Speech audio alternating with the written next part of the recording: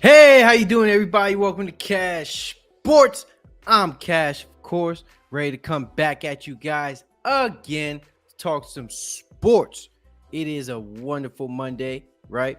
Currently, Monday Night Football is on right now with the Chicago Bears going against the New England Patriots. I am watching that game as we speak, so if you guys want some live updates, I am ready to do that also. I believe, the Patriots just scored. So right now the score is 10-7. So I at least throw that at you real quick. Let me check the comment section. Somebody just commented. Yes, sir. Good looking out, Void. Always appreciate that thumbs up. Right. It is week 7 of NFL. Like I said, Monday Night Football is currently going at it right now. So we have the last game. But as the title explicitly says, I'm going to be talking about the week 7 games that already concluded thus far. And there's a lot of things to talk about, right? So first things first, before I even get into that, like and subscribe to Cash Sports, right? Any like and subscribe to the platform would definitely help out. And also hit that notification button. So whenever you guys want to see me live stream, whenever you guys want to see me come on here, you guys can get that notification in advance, right? And also, if you guys see the Cash App at the bottom, rolling from your right to your left, if you guys would so humbly donate, any proceeds that I receive towards the platform will come back to the podcast, right? Because all I want to do is just have this platform just grow more and more. I mean, look at my camera, man. You see what I'm working with. I mean, I do have some other cameras, but it's a little complicated to try to get all that equipment set up. I'm still trying to get used to all that, all that outside equipment. And I'm not even going to talk about that. We're here to talk about football, right? We're here to talk about NFL because I made some promises and I'm not trying to lose it. So first things first is the New York Giants, baby. Big Blue is back, right? We 5-1. We doing things. We making it happen, right? We making it happen, man. I'm excited, right? Throughout the week, they even had us as underdogs going against the Jacksonville Jaguars, which is bullshit, right? That's BS. Sorry. Actually, we're not 5-1. We 6-1, baby. Second in the NFC East division. Everybody always calls it the NFC least. We're not the NFC least no more. Actually, I believe we're the only division with every team to have a Super Bowl. How about that, right? So shove that if you're talking about the NFC least. Come on, baby. Hit me up with it. I've seen 2 Super Bowls in my lifetime. Has your team? Has your team? Come on now. Don't play with me. Lose to the Jacksonville Jaguars. Man, F out of here with all that BS. Come on, man. Come on, man. We put up points in the second half. We lock teams down. Our defense is legit.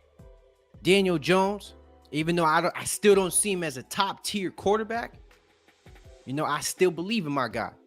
He's doing some things. He's definitely improved. He's not turning the ball over like he used to. I'm not gonna hold you though. We had some really close calls. We had some really, really close calls. It came down literally to the last second. If that game if it were to be played even 3 seconds more, and the Jacksonville Jaguars had a timeout, maybe not even 3 seconds, just a second left, there's a very good chance we could have lost that game. I mean, I believe Christian Kirk, he got a pass thrown to him from Trevor Lawrence at the last seconds of the game. The Jacksonville Jaguars were able to push the ball downfield, and they were able to get to the 1 yard line, right? But the New York Giants were able to make a stop on the 1 yard line, and as time went out, as he was trying to force himself into the goal line, it didn't happen, right? So it's just showing us, hey, man, Giants, we have a good team. It's legit. It is legit, and honestly, I'm not trying to blow my own horn here, but I do feel like the Giants were a relatively decent roster prior, right? I mean, we just had a shit coach. I mean, Joe Judge was fucking garbage as a head coach in our organization. I mean, he was a special teams coordinator. I don't even know how the freak you even become a special teams coordinator all the way to a head coach. I've never really seen that before. But nonetheless, right? I'm not in that position, so who am I to say? right? But nonetheless, in the past, I've always looked at the New York Giants as having a relatively really good defense. Problem is just that our offense couldn't produce anything. Our quarterback kept turning over. We didn't have Saquon Barkley last year. He was getting injured in the past couple seasons. And so now we got Saquon Barkley, who's leading the league in total scrimmage yards. And I believe he is second this year in rushing yards, right? So Saquon Barkley is doing some things, baby. That's right. That's what I like to see. And so let me pull that up right now. Yes, he is second this league in rushing with 726 rushing yards, baby. And let me tap into his receiving yard. And he also has 180 receiving yards with 25 receptions. No touchdowns on the ground no touchdowns when it comes to receiving.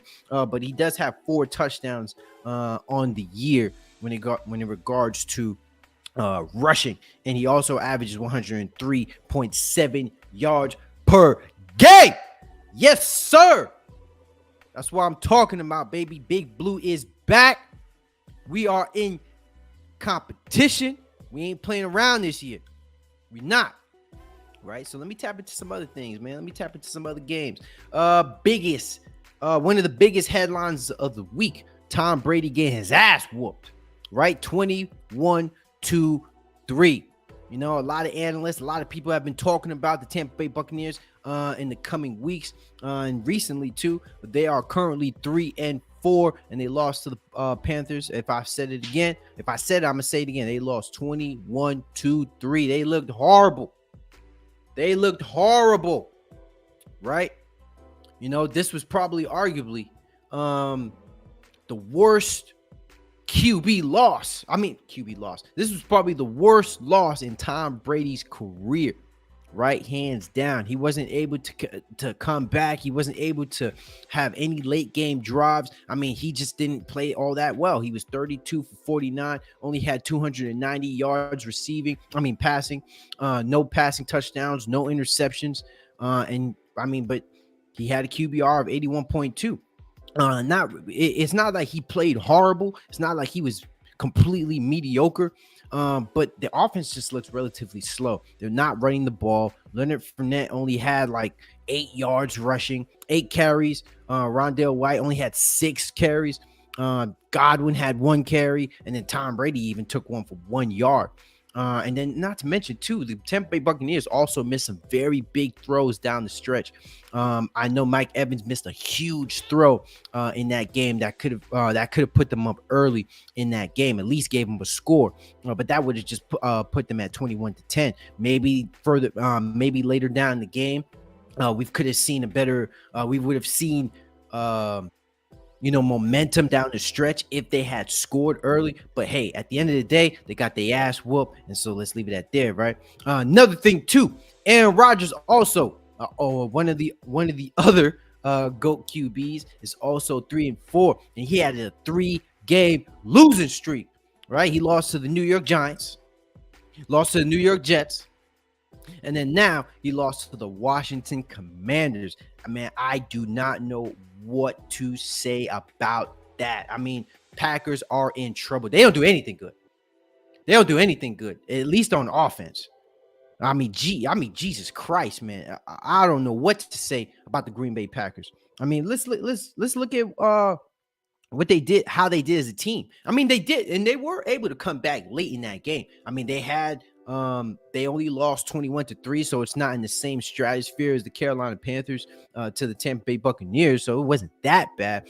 But if you were watching the game as it up until the last second, I watch NFL Red Zone, so that's how I watch my football games. And so they were down for most of the game. They had trouble. They had trouble rushing the ball. They didn't really have Aaron Rodgers had like 65 yards passing in the air through 3 quarters. And also, we tap into this too. They lost 3. They had Green Bay Packers had 3 fumbles. They had 1 fourth down, and they didn't convert on that neither. And overall, the Commanders just had more yards against the Packers in that game. Even though Aaron Rodgers was able to make some plays down the stretch later on in the game. He was able to pull in 2 touchdowns, but there was one huge play that Aaron Rodgers threw to Rodgers, which was a huge drop, right? That was late in the game. That was a huge drop, right? Rodgers dropped the ball, and it could have potentially put them closer with more time on the clock. So with Aaron Rodgers and the Packers, there's a lot of making up to do. There's a lot of reassessment that needs to go with the Green Bay Packers. I mean, them losing Devontae Adams was clearly a huge hit for them for this season. You're seeing it. Last year Devontae Adams got a good portion of he had a lot of the targets. Aaron Rodgers was throwing Devontae Adams the football a lot because he was a very reliable receiver. But in this instance, you do not see that with the Green Bay Packers, and this is why they're struggling like hell on offense. Right. And so they're not really up there when it comes to running the ball. I know Aaron Jones does make plays from the backfield. He had a huge play in the fourth quarter for him to pull that in. He had a receiving touchdown in the fourth quarter. So his touchdown was able to put them in contention. But with Aaron Rodgers and the Packers, I mean, there's just no big plays happening. It's just a lot of short passes, a lot of, there's just doesn't seem to be a lot of connection between Aaron Rodgers and these receivers. Going into this year, you would think Aaron Rodgers would want to establish a better relationship. Not to say that he hasn't tried to at least make the effort, but clearly something's not working out with this team, especially with the offensive side of the ball. And you have Matt LaFleur, who's probably going to be receiving some criticism here in the near future if the Packers keep looking the way they are. Because, I mean, hey, they have been one of the best. They have been a top seed in the NFC East. They have been a top seed in the NFC North for a very long time. And at this moment, presently constructed right now, the Minnesota Vikings are currently looking like the team to win this division. Right? So, on to the next topic is Dak Prescott. Dak Prescott finally returned after missing 4 weeks, or after missing a couple weeks. It wasn't a couple weeks. I mean, he missed like what, 4 or 5 weeks. I know he missed the extra game, which was against the Eagles. I'm sorry, I'm not good with head math. So it was either 4 or 5 weeks. I know it's one of those. But he had a decent enough game. I mean, he came in. I think he did his part. I think it would have been the wrong idea for Dak Prescott to come in there and start throwing the football up and down. I mean, we know that the Detroit Lions don't typically have the best defense. In fact, they probably have one of the worst defenses in the league. But for Dak Prescott to come in, make sure that they're handing the ball off to Ezekiel Elliott and Tony Pollard, I think that's a formula for success. Once you have a really good rushing game and a really good defense, because we know the Cowboys have a really, really good defense with Micah Parsons in that defense. And so Dak Prescott came in, threw for over 200 yards, and had a touchdown. Did he have a second touchdown? I don't think so. Yeah, so it was 207 yards and 1 touchdown. And Jared Goff played horribly in that game. I mean, he threw 2 picks, so the Dallas Cowboys defense was able to get 2 takeaways in that game. And then so I just think Dallas Cowboys have returned. They got their full roster, and then it's good to see Dak Prescott back in the lineup. But not too good, because I want to see them beat my Giants again. Wait till that Thanksgiving. Because I'm telling you, it's going to be fire. We're going to be fired up that day. We're going to be fired up. Right? Okay. Another game that I'd like to talk about is the Cincinnati Bengals versus the Atlanta Falcons, right? Joe Burrow, past 2 games, has been playing phenomenally. If you guys have been watching my shorts, Joe Burrow just made NFL history as he is the first quarterback to have 500 total yards and 4 total touchdowns, right, in the past 2 games. Or to have, I wouldn't even say the past 2 games, multiple 500 total yards and 4 total touchdowns in multiple occasions. First ever QB to ever do it, right? Cincinnati Bengals didn't start off particularly strong. They started off 0-2, But now recently, they've been on a stride. They've been protecting Joe Burrow. Joe Burrow has been putting phenomenal numbers, only throwing 2 interceptions in the past couple weeks or so, and then even having Jamar Chase putting up 2 touchdowns and had it you know and hit the century mark when it came to receiving yards. Right, so this team is looking good right now. They're looking like the team that we've seen in the past, in the prior year. Right, so early on this year, I mean, we're not really, all we're expecting them is to do what we've seen. Right, even though it's an outlier to see the Cincinnati Bengals really in contention, but it really is great to see Joe Burrow doing his thing, and hopefully he can be in that conversation for MVP at this. But at this moment, it's currently Josh Allen. Not going to argue that at this moment, especially since Patrick Mahomes has been playing well too, but Josh Allen did have a bye week this week. So I just want to add into that I think Patrick Mahomes kind of got into equal playing field with Josh Allen due to the week that he just had. So we're just gonna go straight into that. Also, Chiefs beat the San Francisco 49ers. Patrick Mahomes every single week, every time he comes out and he balls out, he plays basketball. He plays football. I feel like he's making history, man. Not to gas it up that much, but I mean, hey. He lost Tyreek Hill. I mean, I've repeatedly stated that throughout the season. But you see it.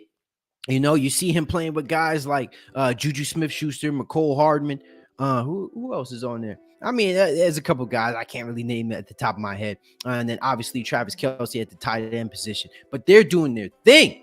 Right? It seems as if Juju Smith-Schuster was a receiver that was kind of looked at as almost being a bust. I wouldn't necessarily say a bust, but he wasn't living up to the expectation with the Pittsburgh Steelers. But he's clearly looking way better with this team. He's making plays happen. Patrick Mahomes is spreading the ball around. So you see that with the complimentary piece of Travis Kelce and all the wide receivers, who have speed, girth, strength, who are physical.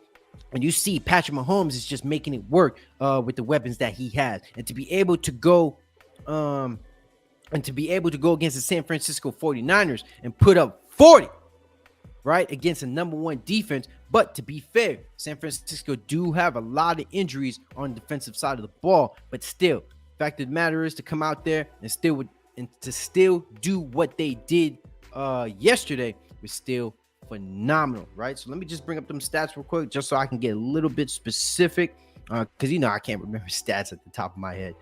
So they won the game 44-23.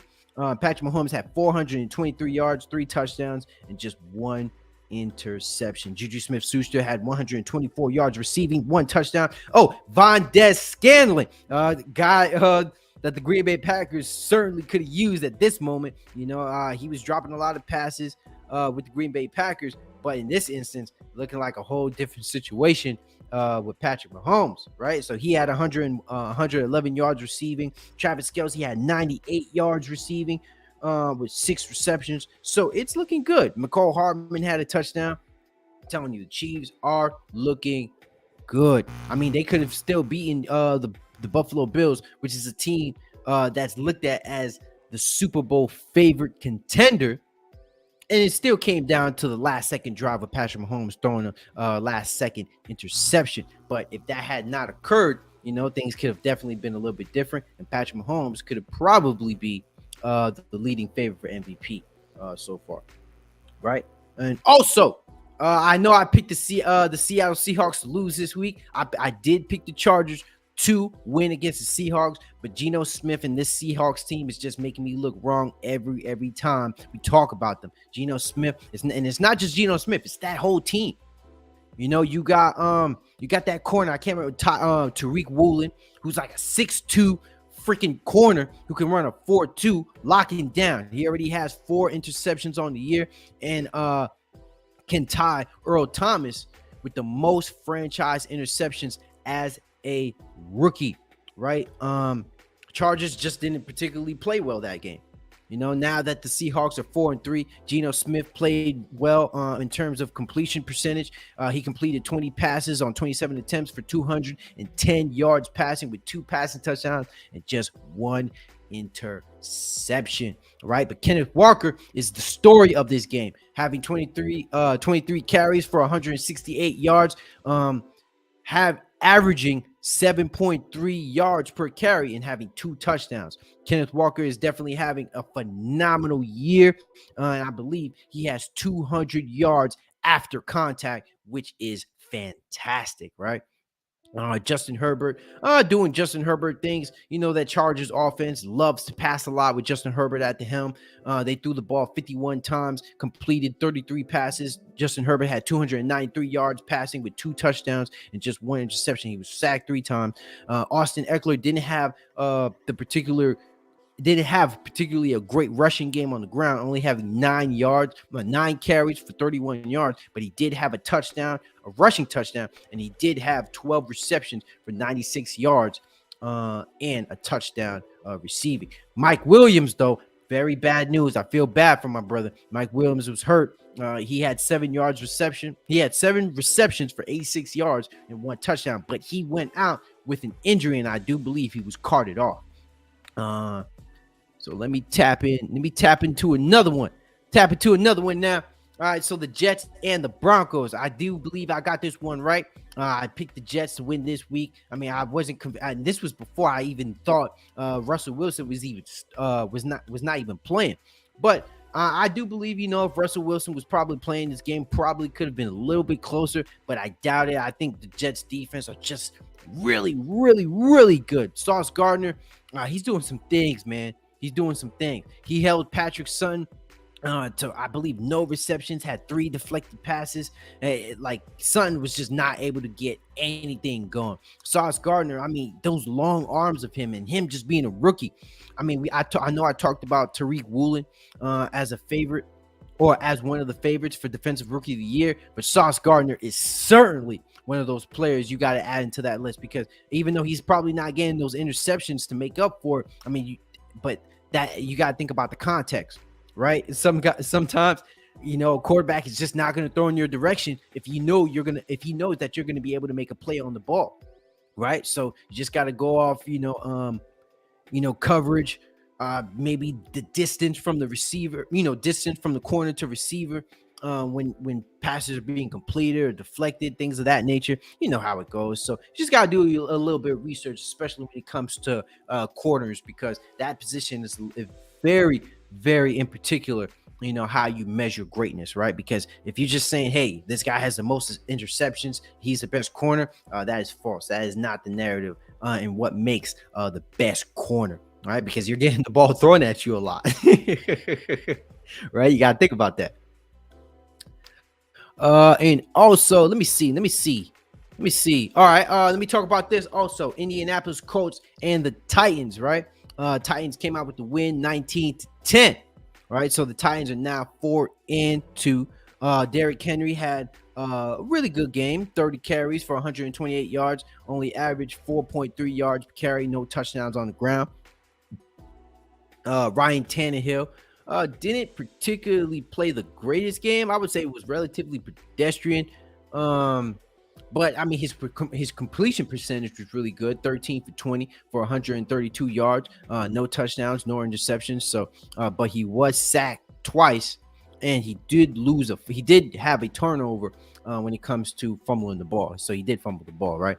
But another big news is Matt Ryan apparently just lost his job. Sad day. I know, right? Matt Ryan. He completed 33 passes for 44 attempts for 243 yards, 1 touchdown, had 2 interceptions. Jonathan Taylor just came back from an injury, but he was only given the ball for 10 rushes for 58 yards, had an average every carry. He had an average of 5.8 yards per carry, no touchdowns. But he did have 7 receptions for 27 yards. 27 receiving yards. So rough day for the Indianapolis Colts. I mean, they're sitting him down for the season. I do believe. Let me get the name of the quarterback that's starting ahead of him now. Ellinger. Yeah, Ellinger would be the starter for the remainder of the season. And then so to be specifically clear, right? The reason being, despite the injury, it was put out that Matt Ryan was going to lose his job regardless. But I don't even think Matt Ryan is necessarily the problem. I think there's a bunch of things that we got to look at when it comes to the Indianapolis Colts. This is certainly not the team that we've seen in the past. I mean, Jonathan Taylor, I think he's a phenomenal running back, but that line that we've seen is definitely not the line that we've seen in the past that was protecting the guys in the backfield. So there's definitely a lot of questions as it pertains to the Indianapolis Colts to see what they're gonna do in the future, because they do have some questions at the quarterback position. They just can't seem to get it right since Andrew Luck just surprisingly retired in the middle of the preseason. Rough day. I know it's a hard thing to find your franchise quarterback, man. So when you got one, you got one. Let me see if there's any other thing. Let me check my notes. Because I did write some notes as I was watching football. I did write some notes. Yeah, we already talked that. Bucks getting blown out. Packers loss. Dak return. Okay.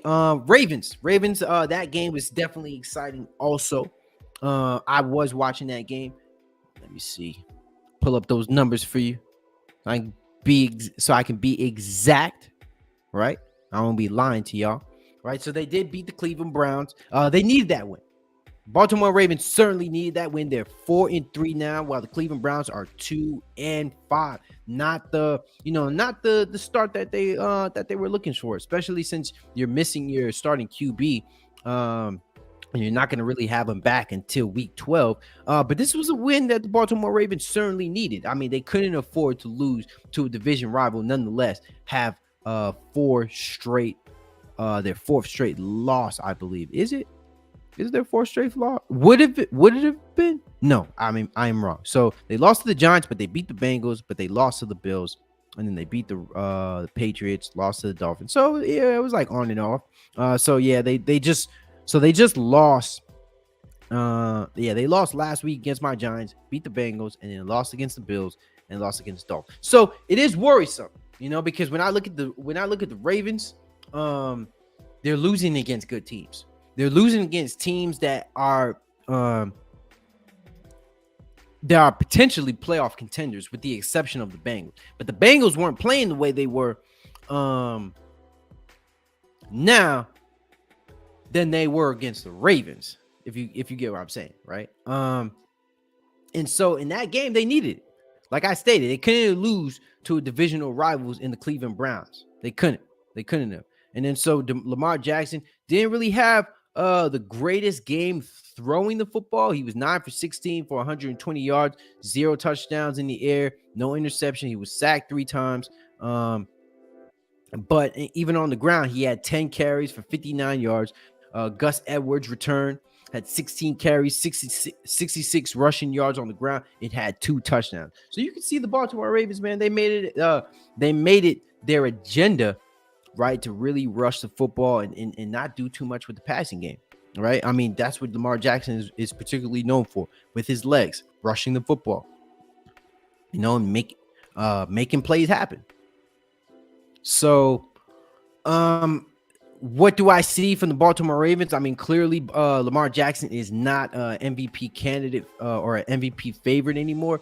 But I'm not going to knock him down. I'm not going to knock him while he's down. But I do want to see the Ravens get better. I do want to see Lamar Jackson get paid. So I do hope the Baltimore Ravens can get better down the line. But it's going to be a tough one still. I don't see the Cincinnati Bengals letting loose anytime soon. I still see them as being the leader in this division. Pittsburgh Steelers, even though they can be a tough team to beat, they're still not in contention of taking over this division. And it's looking rough. It is looking rough for them. And then so for the Cleveland Browns, they don't even have their quarterback right now.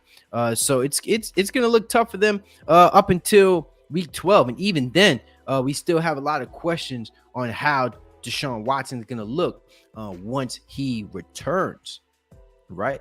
So let me just bring up a couple takeaways Any takeaways?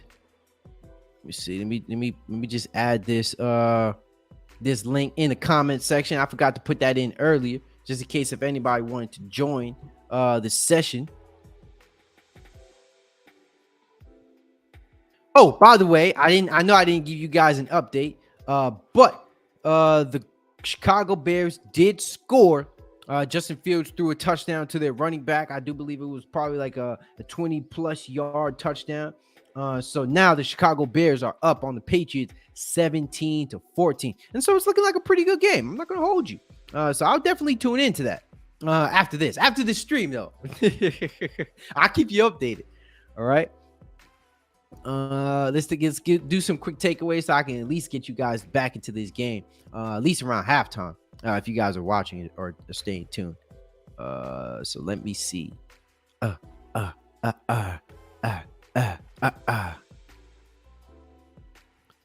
Biggest takeaways, man. Oh, okay. All right, you know what? I'm gonna give it a little award for the week. I know this is a bit shocking, but you know what? I'm gonna give my flowers to PJ Walker this week. I think PJ Walker definitely deserved some acknowledgement, especially being the underdog going into the week, going against the Tampa Bay Buccaneers, and he played really good. He played really good. It wasn't like he blew your socks off. I wouldn't say just that, but. If you guys looked at my short, PJ Walker had the best Pro Football Focus grade amongst all quarterbacks throughout the week. And so let me just read off the stats exactly. So PJ Walker was 16. He completed 16 passes out of 22 attempts for 177 yards, but had 2 touchdowns on the ground, no interceptions, with a QBR of 126.5. And then Foreman, their running back, had 15 carries for 118 yards, averaged 7.9 yards per carry, and no touchdowns. But Hubert had 1 touchdown on the ground. DJ Moore also catching a touchdown, and Trimble having a touchdown also. Right, so it was a great week for football. Definitely a great week for football. I'm gonna give you those odds tomorrow when these games finish up. So once I get those early odds, once I get those early betting odds spreads, I'm definitely gonna put that out for you guys, so you guys can see that. But there are no comments that I can address at the moment. So I'm going to finish it off here so you guys can tap in, because I'm going to go to the gym real quick. I can still watch the game at the gym. So get your workout in, man. Definitely get your workout in. All right. And then I'm going to watch the game. And probably eat some food too. Right. So stay healthy. Stay happy. Work out. And enjoy the rest of the night. Enjoy Monday Night Football. So, like and subscribe to CashSports Podcast. Thank you all for tuning in, and have a good day.